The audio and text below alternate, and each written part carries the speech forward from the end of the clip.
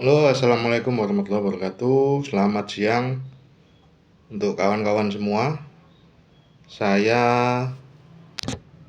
adalah penderita HNP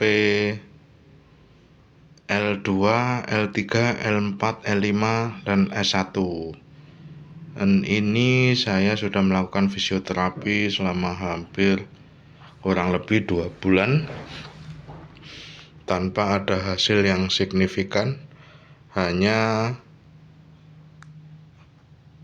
enak pas di terapi aja, pas di fisioterapi aja. Dan sisanya sangat menderita. Dan ini saya semakin susah untuk berjalan. Kadang-kadang saya takut sendiri untuk jalan sendiri.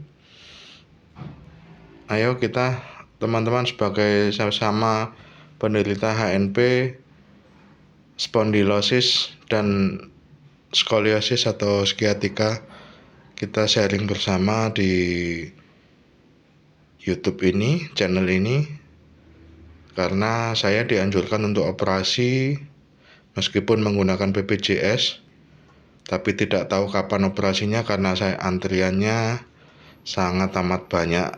Tadi saya sudah bertanya kepada pihak rumah sakit yang ditunjuk untuk melaksanakan operasi saya.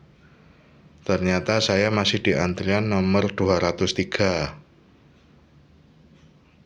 Mohon maaf, ini saya karena agak batuk, agak pilek juga, kurang enak badan. Dan ini saya menceritakan awal mulanya saya mengalami HNP itu awalnya bukan HNP ya. Saya nggak tahu karena hanya saya pikir sakit pinggang biasa gitu. Tapi awalnya saya dulu merokok sekitar bulan Maret sebelum Lebaran 2025 inilah pokoknya. Ketika saya merokok, saya sering batuk merokok itu. Itu terasa sangat sakit di bagian punggung. Awalnya seperti itu, makanya saya kemudian kontrol ke dokter dan dokter menyarankan untuk berhenti merokok atau dikurangin rokoknya. Alhamdulillah saya bisa berhenti merokok hingga sekarang, dan sekarang tidak pernah batuk sih, hanya batuk-batuk karena badan kurang enak, kurang fit gitu ya, bukan karena batuk merokok. Dan kemudian dokter yang mendiagnosa saya pertama dokter Vaskes tingkat 1 ya, FKTP, itu menyarankan untuk dirujuk ke poli saraf karena sakit di bagian pinggang bagian bawah dan kaki terasa terbakar juga, panas sekali. Setiap saat panasnya itu, enggak hanya siang, malam, terlebih jika mau tidur. Saya dulu bahkan tidak bisa tidur, atau mungkin bisa tidur tapi sekitar setelah jam setengah 3 dini hari, jam 2 atau jam setengah 4 dini hari. Kemudian setelah dirujuk ke poli saraf, langsung sama dokter disuruh ronsen.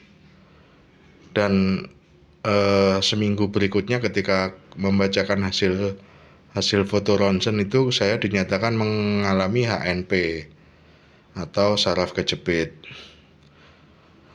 Nah, kemudian karena selama 2 minggu setelah saya di ronsen itu, saya hanya merasa enak ketika dikasih obat karena saya bisa tidur ketika malam ya. Jadi ketika saya minum obat itu jam 9, jam 10 saya udah bisa tidur tenang, tidur enak lah, nggak seperti sebelum ketika saya minum obat atau dikasih obat dari poli saraf.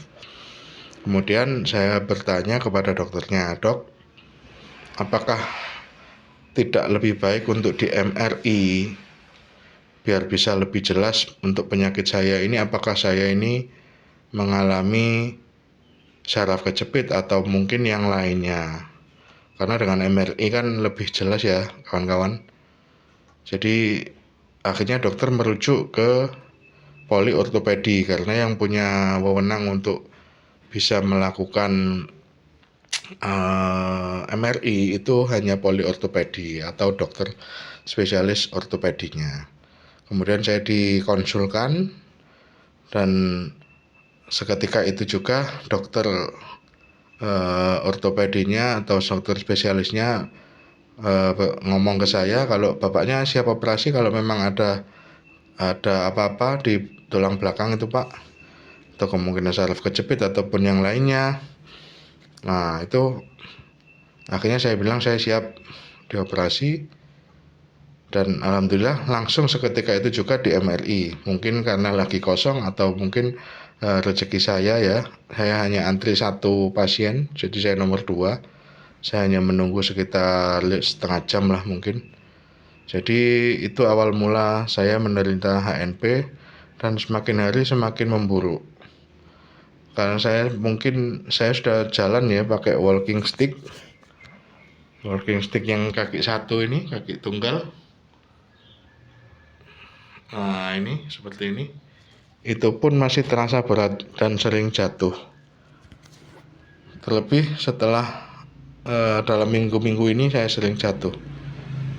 Kalau biasanya paling seminggu jatuh 2 kali atau maksimal 3 kali tuh saya jatuh. Ini nggak tahu, saya menunggu fisioterapi terus, dan jadwal operasi tidak tahu kapan, sampai mungkin tahun depan atau gimana saya juga nggak tahu. Dan mari kita kawan-kawan, ayo kita sharing bersama masalah saraf kejepit ini atau yang lainnya. Di sini di channel ini insya Allah saya akan berbagi pengalaman untuk permasalahan sendi tulang belakang ini. Karena saya juga ada di teman yang mengajari saya untuk tetap exercise, latihan punggung bawah dan penguatan kaki, berarti kita tidak lumpuh untuk stretching. Kita kapan-kapan juga stretching bareng. Mungkin yang ada di satu kota, saya ada di Jawa Timur, di kota Bojonegoro. Mungkin kalau mau bareng monggo kita stretching bersama, meskipun 10 menit ataupun 5 menit semampunya dan sekuatnya saja, tidak perlu dipaksa. Begitu saya rasa teman-teman. Nanti kita sambung lagi ya, karena saya mau sholat asar dulu. Terima kasih. Wabillahi taufiq wal hidayah. Wassalamualaikum warahmatullahi wabarakatuh.